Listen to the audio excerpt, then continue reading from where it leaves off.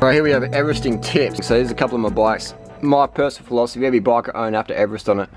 Everest on this bike, and you can see it's a short cage Shimano with a 32 cassette. It does work. They say it doesn't work. It does work perfect. Put big power through this, not a problem. Most people don't have a mechanic that is up to date. All right, so the 32 cassette does work on a vertical dropout frame with a Shimano SS rear derailleur. And here we have mountain bike cranks on a road bike. Heaven forbid, I'm not a road snob, and it does work. It works fucking perfectly. Just you got to put 2 spaces. You can't really see that. There's just 2 spaces in the back here. So you'll see. Let's give it a look inside. There you go. There's 2 spaces. They just hang there. There's no play at all. All right. Got a power meter on there as well. Power meter is good when you're doing Everesting. Pace yourself well. On the front we have a 22 tooth. That's a 9-speed chain ring on a 10-speed crank with a 10-speed big one. I pulled the front derailleur. You don't need a front derailleur for Everesting. 11-speed chain, 10-speed, 9-speed. It does work. You know, it does work. And on the back here we have a 40-tooth XTR cassette with a Linderet's Road Link on a short cage SS 9070 rear derailleur. It does work. Fucking look at that. It works bloody perfect. Alright, I say it can't be done. It is done. Now I'm not sponsored by Shimano. A lot of people say I am. I'm not. Garmin wise, now I'll just quickly show you, if you're going to buy a new derailleur for your bike, right? If you need a new derailleur for whatever reason, get the GS. GS means long cage, right? If you're worried about that, get the GS if you're going to buy a new cage. You don't have to, but if you do.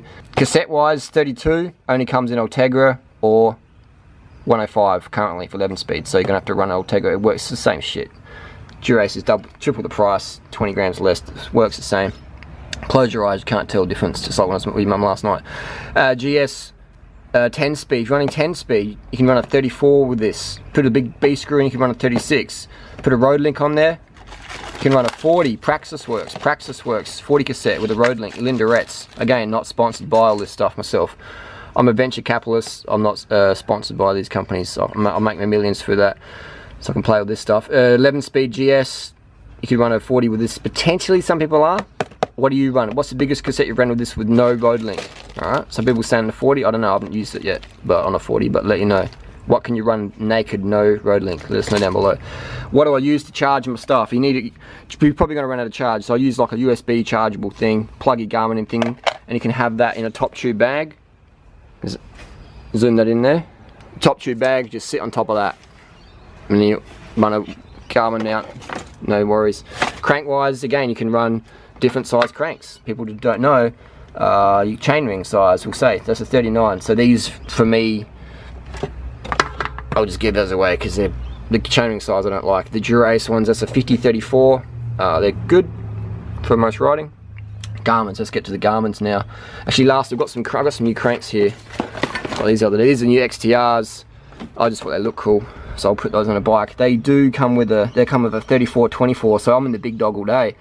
Training wise, so that's a 24. You can get a 22 on there as well. I'll probably pull that off and put a 22 on. It's a 4-bolt BCD, so it's like a 94 BCD.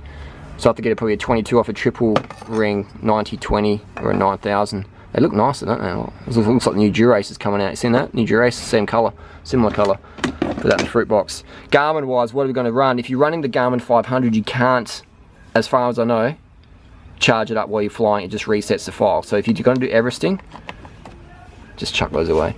Garmin 520, does that work? I've never used it yet.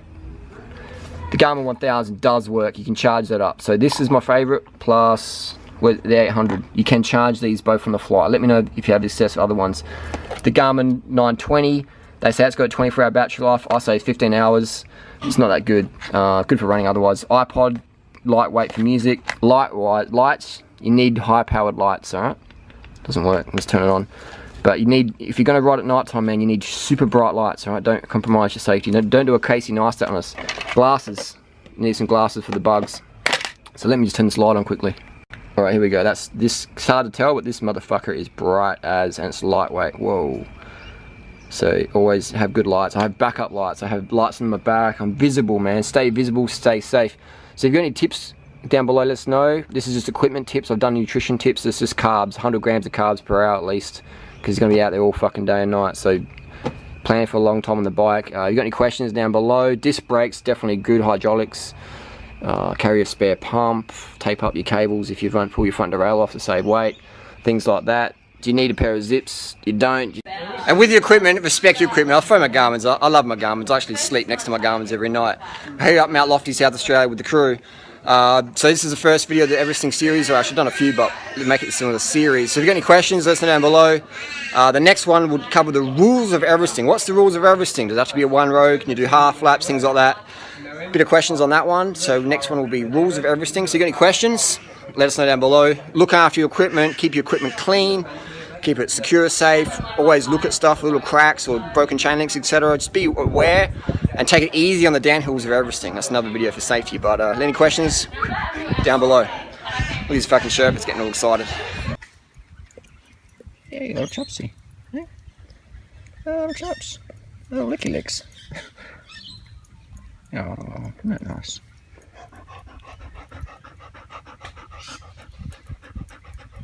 No one out there to walk you today, little dog.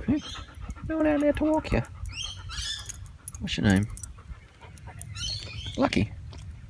Lucky the dog.